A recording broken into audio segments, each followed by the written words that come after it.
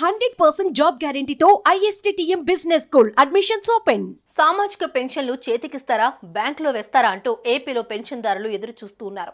అయితే కూటమి ప్రభుత్వం దీనిపై క్లారిటీ ఇచ్చింది. జూలై 1న ఇంటింటికి పెన్షన్ పంపిణీ చేస్తామని ప్రకటించింది. ఎప్పట్లాగే వాలంటీర్లతో కాకుండా ఈసారి సచివాలయ సిబ్బందితో పంపిణీ చేయనున్నారు.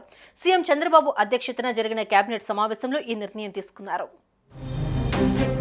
ఎన్నికలకు ముందు హామీ ఇచ్చినట్లుగా వృద్ధాప్య పెన్షన్ 4,000కు పెంచుతూ దివ్యాంగుల పెన్షన్ 6,000, పూర్తిస్థాయి దివ్యాంగులకు 15,000, అనారోగ్యంతో బాధపడేవారికి 10,000కు పెంచుతూ ఇప్పటికే చంద్రబాబు సర్కార్ ఆదేశాలు జారీ చేసింది.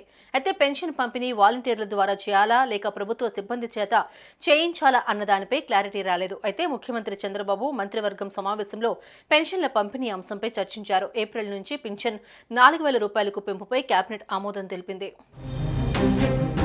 ఎన్నికల ముందు కొన్ని కారణాల వల్ల వాలంటీర్లను విధులకు దూరంగా ఉంచింది ఈసీ. ఆ తర్వాత రాష్ట్రంలో కూటమి ప్రభుత్వం ఏర్పడ్డా వాలంటీర్లపై ఇంకా ఎలాంటి నిర్ణయం తీసుకోలేదు. అయితే ఇప్పుడు పెన్షన్లను ఎలా పంపిణీ చేస్తారనే ప్రశ్న అందరిలోనూ తలెత్తింది. అయితే కేబినెట్ భేటీలో ఈ అంశం చర్చకొచ్చింది. కేబినెట్ భేటీ అనంతరం మంత్రి పార్థసారథి క్లారిటీ ఇచ్చారు. జూలై 1న సచివాలయ సిబ్బందితో పెన్షన్లను పంపిణీ చేస్తామని ప్రకటించారు. వాలంటీర్ల అంశంపై ఇంకా చర్చించలేదని, ప్రస్తుతానికి సచివాలయ సిబ్బందితో పెన్షన్లు ఇంటింటికి పంపిణీ చేస్తామన్నారు. డోర్ టు డోర్ ప్రతి ఇంటికి కూడా సచివాలయ ఉద్యోగస్తుల ద్వారా మేము పెన్షన్ డిస్ట్రిబ్యూట్ చేస్తాం. సుమన్ టీవీలో మీ పర్సనల్ అండ్ బిజినెస్ ప్రమోషన్స్ కోసం కింది నెంబర్కి కాంటాక్ట్ చేయండి.